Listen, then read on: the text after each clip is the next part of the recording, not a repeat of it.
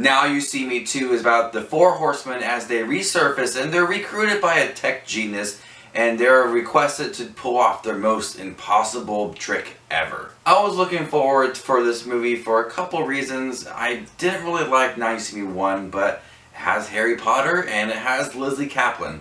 I'm down. Expecto Patronum! This movie is actually a little bit better than the first one. I thoroughly enjoyed Now You See Me 2. A bit flashy, there's a little less magic, and there's a little more spunk to it. What I liked about Now You See Me 2 is that, like I said, there's a little more spunk to it. It's a little more energetic from all around, and I do think that this time around the Four Horsemen seem to work a little bit better more as a group. One of my main issues with the first film is that they didn't really feel like a group even though they toured together and did all these tricks. I think now that they've been working more together and they have this new addition of Lizzy Caplan instead of Isabel Fisher, they work a little bit better. Lizzy Caplan was one of the main issues I wanted to see this film. Just because she's Lizzy Caplan, she's very beautiful. I didn't really find her funny. I found her presence to be charming. Crazy! I really liked her in it. She attempted a lot of jokes and they didn't land, but I just thought her energy added a whole new level to the film. And then you have the presence of Daniel Radcliffe playing this tech genius who wants this little chip for himself, and I felt like he was really great in this movie. He's trying to branch off from that Harry Potter universe, and here he did a really great job with it.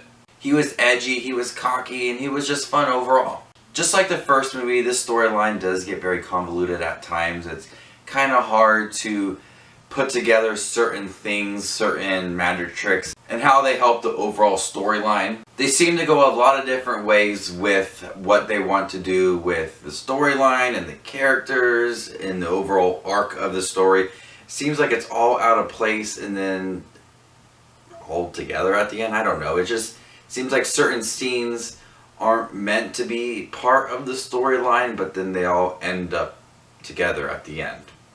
I did find some of the characters to have more compelling backstories this time around than the previous film, especially Mark Ruffalo's character. He has more of a backstory, more than any other character has ever had in any of these movies, and I actually appreciated that backstory. There's also a significant amount less of magic tricks and more of stealing things. It's more of a heist film, I would say, than a magic show. There's not a lot of magic in this movie. There's more of them trying to plan things. It felt like Fast 5. Perfect. It felt like Fast 5. Fast and Furious is all cars. Fast 5 is a heist movie. Now You See Me 1 is a magic show, and Now You See Me 2 is more of a heist film for me. But I still enjoyed it. I laughed a lot. It was flashier. It was more energetic. I liked the heist aspect of it because it was intense. It was fun to watch.